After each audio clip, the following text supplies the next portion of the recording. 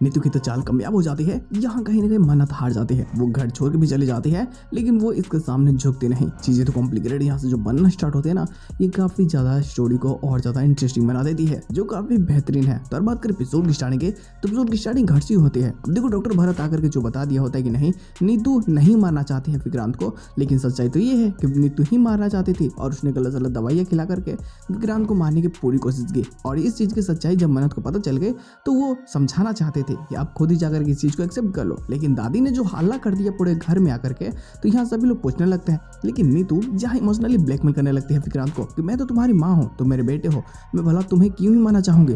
विक्रांत उसकी बातों पर भरोसा कर लेता है और उसे लगता है कि शायद मन्नत ही गलत बोल रही है, मन्नत ही झूठ बोल रही है। और यहाँ जो चाची उसकी होती है वो भी पूरी तरीके से उसकी माँ के सपोर्ट में जाती है। और अब मन्नत धीरे धीरे अकेला हो जाती है, उसे समझ में नहीं आता कि वो क्या करे, सबूत उसके पास है नहीं, लेकिन वो परेशान तो होती है क्योंकि जो वीडियोस दिखाई थी डॉक्टर भरत ने आकर के झूठा साबित कर दिया कि मन्नत ने मुझे फोर्स करके ये सब झूठ बोलवाया है। अब यहाँ ना मन्नत बहुत परेशान होती है, लेकिन विक्रांत चाहता है कि नहीं देखो, क्योंकि उसकी माँ अब घर छोड़ के जाने की जिद करने लगती है और नाटक कर रही होते नहीं तो जानबूझ करके कि मन्नत अगर घर में रहेगी तो मैं घर में नहीं रहूंगी, मैं घर छोड़ के चली जाऊंगी, और बस ये ड्रामा करती है। तो यहाँ विक्रांत बोलता है कि नहीं, आप छोड़ के नहीं जाओगे क्योंकि मेरे लिए आप सबसे ज्यादा जरूरी हो। अब यहाँ बोल देता है मन्नत को कि मन्नत तुम माफी मांगो, सॉरी बोलो, लेकिन मन्नत ने तो कोई झूठ बोला नहीं है तो माफी क्यों ही मांगे। यहाँ साफ बोल देती है कि मैं माफी नहीं मांगूंगी, यहाँ वो साफ बोल देती है कि मैं माफी नहीं मांगूंगी चाहे कुछ भी हो जाए। और यहाँ ना अब बात इज्जत की आ चुकी होती है, तो खैर ये ऑलरेडी उसे धमकी दे चुका होता है कि अगर नहीं मांग सकते तुम घर छोड़ के चली जाओ।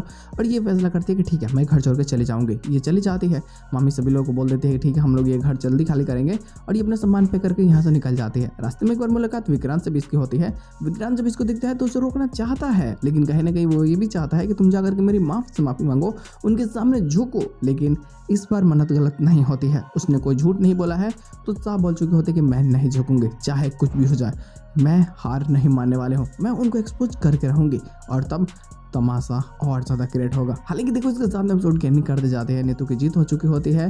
जो चाची है उसको ऑलरेडी पता चल चुका था कि मन्नत उसके कमरे में आकर के छानबीन कर रही थी, जिस चीज़ के लिए वो इतना तमाशा करवाई। और अब जब सब कुछ ठीक हो चुका है और यहाँ नीतू जीत चुकी है तो उस चीज़ की खुशी उसे बहुत ज़्यादा होती है।